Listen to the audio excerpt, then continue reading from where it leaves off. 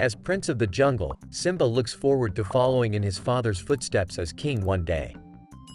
These dreams are dashed when his father is killed, and he himself is banished by his evil uncle Scar, who wants to steal the throne.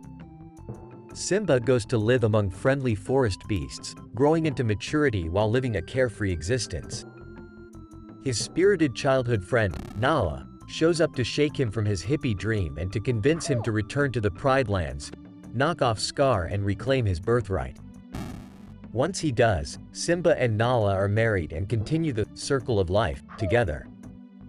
Simba has plenty of challenges along the way to face his uncle Scar, as the Lion King has a notorious difficulty. On difficult setting, Simba is given no extra lives or continues, and some enemies take an extra hit to exterminate. On easy, Simba is given plenty of lives and some enemies take only one hit to finish off.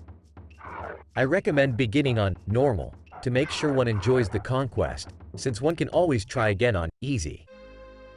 As you would expect, levels begin shorter and become longer and more involved. Virgin Interactive makes sure to leave some hidden items in each level. Even the first level has a treasure cove Simba gets to roll into. Some goodies along the way are just out of reach and take a risk-reward assessment whether to pursue.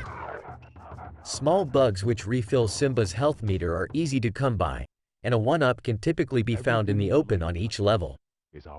Other bugs extend Simba's roar meter, which he uses as a cub to flip hedgehogs. Continues are a bit more difficult to find. There are also large blue bugs that are typically hidden which give Simba a bonus stage following the completion of a level. In addition to being fun minigames, these stages feature Simba's pals, Timon and Pumbaa, and are a great opportunity to rack up some extra lives and continues. With so many things to praise about The Lion King, there are some negative aspects that can be mentioned. I really would have enjoyed a higher variety of enemies. Both the young and old Simba face a fair amount of hyenas along the way, and the monkey motif is overdone. Not until level 8 does Simba see more than 2 enemies in a frame, and at that point adult Simba can get trapped in some slowdown. Also, it would have been nice to face more bosses along the way.